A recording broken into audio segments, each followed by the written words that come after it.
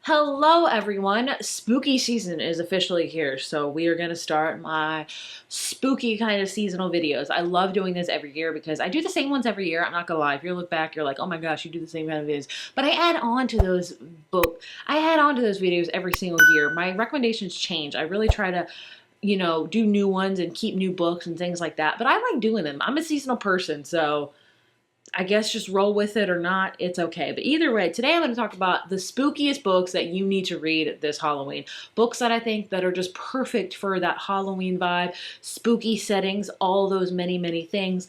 Now, I think a lot of these will probably not be like crazy, crazy spooky because I am a big old scaredy cat. If you would have told me 10 years ago that some of my favorite books of all time would be in the horror genre, I would be like, you're nuts. And I still kind of think that, but it's still, I can read a few, not a lot. So all these, I think if I can take it, I think you can, because I'm a huge old scaredy cat. So just know that. These are just kind of books that are perfect for Halloween, that give you that spooky vibe. And for different kind of scenarios in these books, I have a video coming out of witchy reads. I have a video coming out of vampire reads. So just stay tuned for those. But these I'm going to keep for just strictly spooky vibes, like some haunted house, demons, all that junk, spookiness, okay? Spooky ones.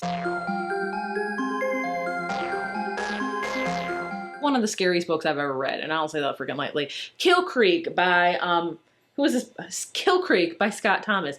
I read this book years ago. It scared the crap out of me. In fact, I probably blocked a lot of it out because it was freaking creepy. As you can tell, this is about a haunted house. If you want some haunted house books, here you go. This one does not get talked about a lot. It was big when I read it, but I haven't heard a lot of people talk about it, so read it. It's about an author named Sam who is a horror author, and he gets invited with a whole bunch of other authors that are in the horror genre. One's like a middle school horror author, one's like kind of a really big experimentalist horror author, but they all get invited to this place called Kill Creek, which is like a notorious haunted house. And they get interviewed there, and Scott's really not wanting to do it, but the money's good, and so they have to spend the night there. And so they spend the night there to get their money, to get interviewed, and everything's hunky-dory. And then the year goes on, and you learn that this night has had an effect on all of their lives, and somehow they are all kind of getting drawn back to this house, Kill Creek House. And it is creepy. It is scary. The house is messed up. Ugh. It's the scariest haunted house book I've read, but as always, take this with a grain of salt. You could be like a horror aficionado and be like, I've read this, and that was like child's play. It probably is. As always, take it with a grain of salt, but I was really scared of it. Our haunted house theme, we have my favorite haunted house one, and that is Home Before Dark by Riley Sager. Not only is my favorite haunted house book, this is also my favorite Riley Sager book. His settings are amazing. I just love his settings. This one is about a character named Maggie who does not believe in ghosts, but her parents do. So her dad got really, really famous when he made this book. I forget, I think it may have been called Home Before Dark, about the real life experiment living in this place called Bainbury Hall. They only lived there for a few weeks, but something really scary made them flee in the middle of the night. Now, Maggie doesn't remember, but her dad has made a living on writing this book and made it very, very popular. And at the beginning of this book, she learns that her dad has passed away, and he kept that house from Bainbury Hall, and Maggie gets it, and Maggie's like, I want to see if there's ghosts once and for all, because I don't believe them. She's also an interior designer, so girl's gonna make a profit by flipping it and selling it. Good for you, girl, get your coin. But she goes there and she learns that maybe her parents might have been right after all, because there are really weird things happening. Sounds and creepy noises and creepy just things happening that are not usual, but of the paranormal. And it's very interesting. I love the big plot twist they have. I love the big reveal. It's a great haunted house one that's not too spooky, but definitely gets you in the spooky vibes. Now, perhaps you want a contest of the 7 levels of hell and just really scary things. Phantasma by Kaylie Smith is that for you. This book, I just finished it. It was creepy. It didn't scare me, but it really creeped me out, if you will. So in this book, we follow a character named Ophelia who comes from a family of necromancers, and her mom sadly, tragically passes away. So all of the magic that her mom has had with necromancy gets transferred to Ophelia, and also with that, all of the debt her family apparently has. They are basically going to have no place to stay in like a month. Their manor's going to get sold, and so Ophelia's younger sister Genevieve hears about this contest called Phantasma and enters. And so Ophelia reluctantly follows after her to save her because this is not a contest for the faint of heart. No, no. It's set in this place called Devil's Manor, which travels. And basically, to enter, you have to give up to the demon that's hosting it your greatest fear to be used at any time.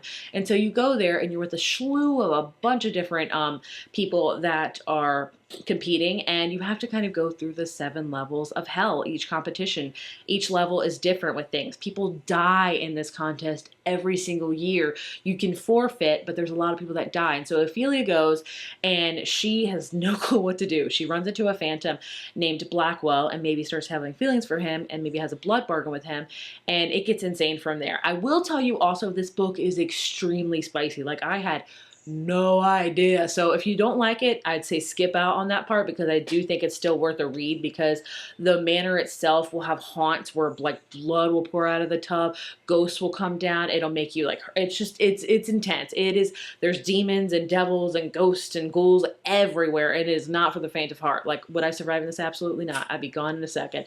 But it is a perfect book for Halloween. If the cover doesn't tell you that, I don't know what does. Next up, we got my guy, Grady Hendrix. Grady Hendrix is one of my favorite horror authors because his horror books aren't super scary. They are very graphic, I will say, but they always kind of have an undertone of something else. My favorite of his is My Best Friend's Exorcism, which is a literal classic 80s cover, like VHS, which is like a VHS cover. Like, look how amazing that is.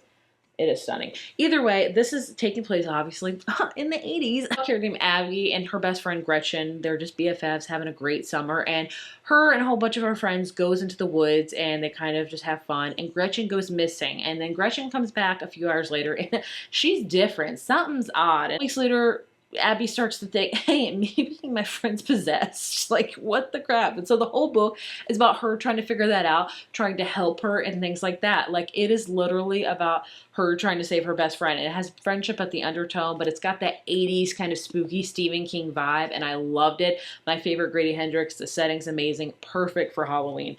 They do have an adaptation of this. I don't think it was great.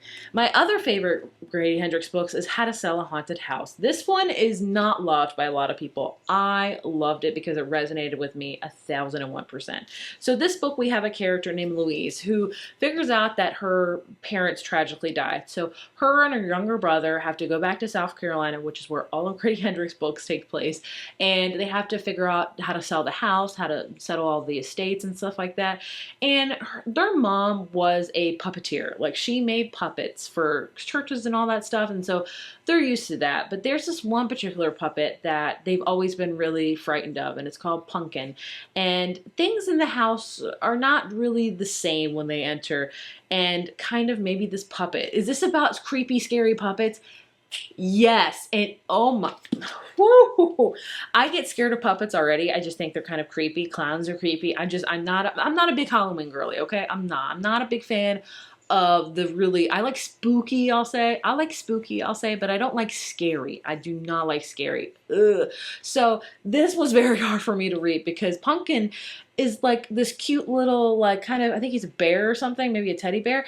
He is the most evilest puppet you're ever going to meet in your life. Like, it is creepy to the, oh my gosh. This book had me like petrified one page and crying the next, because it also really involves Louise and her younger brother, how they have a very tumultuous relationship. And I think why I loved it so much is because of that aspect. It was really, I really connected with that because I have a younger brother and it was very similar vibes to what I was feeling. So I think this is why this book resonated with me. But man, creepy puppets, this is the book for you. If not, I get it. Next up is my favorite, probably, Rachel Harrison book, and that is Black Sheep. This one came out last year, and this one is a wild time. It's spooky, not really scary in my opinion. So in this book, we have a character named Vesper, who is alienated from her family at the beginning of the book. She's kind of left her family, and that's that. And she gets an invitation in the mail, surprise, surprise, from her cousin that's getting married. And what's even more surprising is Vesper's cousin is marrying Vesper's ex-boyfriend. So Vesper is surprised on a multitude of reasons. Number one, her family, when you kind of leave the family in the, you know, kind of ways they are, they kind of exile you. Is that the right word? Oh, that's right. They don't talk to you anymore. They excommunicate you. So she's surprised on that. She's also surprised that her cousin's marrying her ex-boyfriend because she's like, what the crap? And so she's like, I'm going to go. Like, what the heck? Why not? And so she goes and, you know, I'm reading along. She's visiting her family again. They have like the rehearsal dinner, which is all hunky-dory. And at the end of like them saying their prayer for the dinner, they're like, all hail Satan. That's right, my friends. Vesper is from a freaking satanic cult. Like her family grew up in this junk and this is all they know. So Vesper leaving, like, good for you. Get out of there. So she gets back kind of right back in the fold. Things are really odd. There's lots of paranormal things happening. This book is badass crazy. Like, it is bananas. Like, you have to really suspend your disbelief. But man, I enjoyed it. It was a fun time. It was a creepy time. And I was here for it. Then we have another creepy book I read last year that not a lot of people like. I loved, and that is My Darling Girl by Jennifer Mamone. Whew, this is basically about a woman that learns that her estranged mother is dying, and her estranged mother's like last wish is to spend time with her daughter and all of her kids. And so the daughter reluctantly agrees. What's her name? Allison. She's like, I guess maybe this can be our turning of our new leaf, because their childhood, her and her brothers, was not good. Their mother was kind of different and odd, and weird things happened. So she really didn't want to have any sort of communication from her.